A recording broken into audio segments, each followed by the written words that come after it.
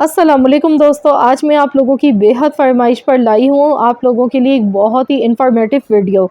आज मैं आप लोगों के लिए एक ऐसा ड्रिंक बनाने की रेसिपी लाई हूँ जिसको पीने से अगर आपकी शुगर बढ़ गई है, कंट्रोल नहीं हो गई है, तो इंशाअल्लाह ताला एक गिलास अगर आप इस तरीके से ये जूस बनाकर पी लेंगे, तो जितनी मर्ज़ी आपकी बढ़ी हुई शुगर है वो सारी की सारी कंट्रोल हो जाएगी। तो शुगर के मरीज़ों के लिए बहुत ही बेस्ट है आज की ये रेमेडी। और साथ ही में उन लोगों के लिए भी जो बच्चियाँ अपना वज़न कम करना चाहती हैं, वेट लॉस नहीं हो रहा है, तो वो लोग भी इसे इस्तेमाल कर सकते हैं। यकीन कीजिए इस जूस में बहुत ढेर सारे फ़ायदों का ख़ज़ाना छुपा हुआ है, बहुत सारे ख़ज़ानों से ये भरपूर है। तो चलिए देख लेते हैं किस तरह से ये जूस बनाकर तैयार किया जाता है। तो मैंने यहाँ पर इस जूस को करेले की सब्ज़ी से तैयार किया है। करेले बहुत ही फ़ायदेमंद होते हैं शुगर के मरीज़ों के लिए। तो यहाँ पर आप देख सकते हैं मैंने 2 छोटे साइज़ के करेले लिए हैं और मैंने इन्हें करेलों को सबसे पहले अच्छी तरह से वॉश कर लिया।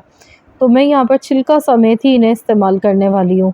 इसके छिलके को बिल्कुल भी आपने फेंकना नहीं है, क्योंकि इसके छिलकों में भी बहुत ज़्यादा अफ़ादियत होती है जो कि शुगर के मरीज़ों के लिए ये बहुत ही ज़्यादा फ़ायदेमंद है। और शुगर एक ऐसा मर्ज़ है जो कि हमें दीमक की तरह से अंदर से कमज़ोर कर देता है, हड्डियों को कमज़ोर कर देता है। अगर शुगर बढ़ जाती है तो ये बहुत ज़्यादा हमारे लिए नुकसानदेह हो जाती है।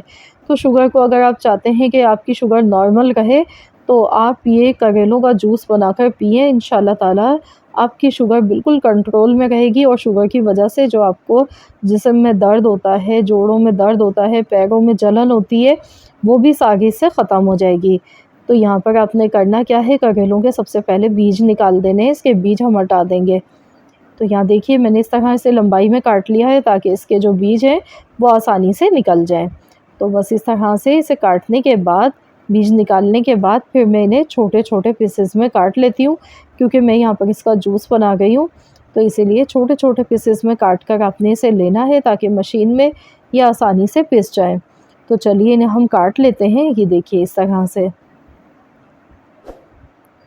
तो बस इस तरीके से मैं दोनों करेलों को अच्छी तरह से पहले काट लेती हूँ, फिर इसके बाद आपको दिखाती हूँ कि आपने इसमें करना क्या है। तो यहाँ पर देखिए मैंने काट लिया है इस तरह से, एकदम बारीक-बारीक इन्हें काट लिया है, छोटे-छोटे पीसेस में काटा है ताकि ये मशीन में आसानी से पिस जाए। तो चलिए अब हम इन्हें पीस लेते हैं। तो यहाँ पर मैंने मिक्सी का जार ले लिया है, इसमें मैं ये सब डाल दूँगी और साथ ही में मैं इसमें डालूँगी 1 गिलास पानी। अब इसमें लेमन जूस डालना है, फ्रेश लेमन का जूस मैंने लिया है 2 चम्मच। इससे क्या होगा कि हमारा जो बढ़ा हुआ कोलेस्ट्रॉल है वो भी कंट्रोल होगा, क्योंकि जब भी शुगर होती है ना, तो फिर साथ ही में कोलेस्ट्रॉल का मसला भी शुरू हो जाता है। शुगर अगर बढ़ जाती है ना, तो ये हमारे जिस्म में कोलेस्ट्रॉल बनाना शुरू कर देती है। तो आपने इसमें नींबू का रस डाल लेना है और नमक थोड़ा-सा डाल लें हस्ब ज़रूरत। यहाँ पर अगर आप हाई ब्लड प्रेशर के मरीज़ हैं, तो आपने यहाँ पर नमक का इस्तेमाल नहीं करना है।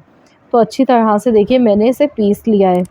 तो ये जूस हमारा तैयार हो चुका है। तो हम इसे एज़ इट इज़ ऐसे नहीं लेंगे, बल्कि हम इसे छान कर लेंगे ताकि ये आसानी से पी लिया जाए।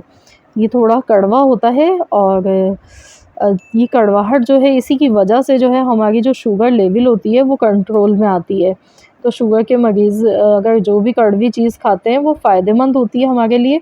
और करेलों में अल्लाह ताला ने कुछ ऐसी प्रॉपर्टीज़ रखी हैं जो कि शुगर के लिए बहुत ही ज़्यादा बेस्ट है। तो हमें करेलों की ज़्यादा से ज़्यादा रेसिपीज़ बना के इस्तेमाल करनी चाहिए जो भी शुगर के पेशेंट हैं। इसका अचार भी मैं पहले आपको बता चुकी हूँ कि अचार किस तरह से बनाया जाता है, वो भी आप खा सकते हैं। इस तरह से फ्रेश जूस अगर निकाल के पी लेंगे तो ये तो बहुत ही ज़्यादा फ़ायदेमंद है। तो यहाँ पर देखिए इसे हम निकाल लेते हैं गिलास में, और जो इसका वेस्टेज इसकी बची थी छलनी में, उसे भी आप चाहें तो आप उसकी सब्ज़ी बनाकर खा सकते हैं। तो यहाँ पर देखिए ये जूस बनके तैयार हो चुका है। यहाँ पर अगर आप चाहते हैं खूबसूरती, आप चाहते हैं कि रंगत भी निखर जाए, तो आप इसमें थोड़े से पुदीने के पत्ते भी शामिल कर लें।